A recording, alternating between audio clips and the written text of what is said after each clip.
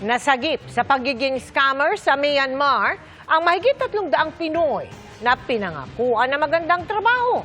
3 sa kanila inaresto dahil kasabot umano ng sindikato at nagsisilbing recruiter. Nakatutok si John Consulta, exclusive. Mistulang nabunutan ng tinik ang may 346 na Pilipinong na-repatriate galing Thailand. Lahat sila sinagip matapos ma-recruit na magtrabaho hindi sa mga hotel at IT companies na unang ipinangako, kundi sa mga umano'y scam hub sa Myanmar. Pero sa gitna ng pagbabalik bansa, biglang may inaresto ang NBI sa mga nirepatriate. Ituro niyo si siya ba yung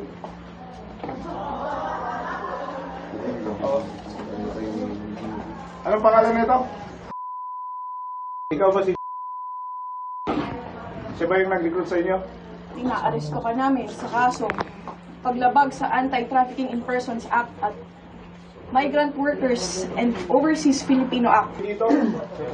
Inginuso ng ilang biktima na kasama nilang umuwi ang mismo mga Pilipino na nang biktima sa kanila.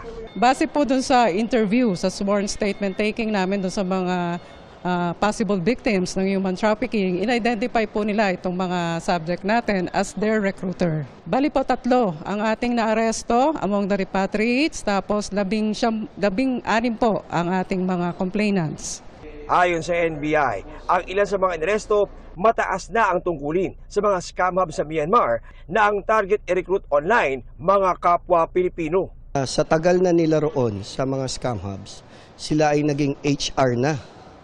Kung saan yun na nga, sila na rin yung mismong nagre-recruit ng mga kababayan natin from here.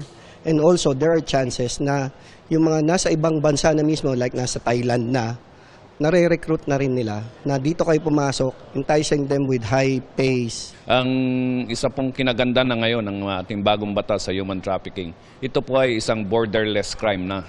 So ibig sabihin kahit ang recruitment na ginagawa ngayon ay pareho silang nasa ibang bansa, ay pwede po silang idemanda dito sa atin. Alam po na minsan pag-asa ang inyong pinupuntahan doon. Pero ganun pa rin po. Sa pagbalik niyo naman po at kayo ay nabiktima ng mga ganito, hustisya naman po ang ibibigay ng inyong gobyerno. Wala pang pahayag ang mga suspect na na-inquest na sa reklamong Anti-Trafficking in Persons Act at Migrant Workers and Overseas Filipino Act.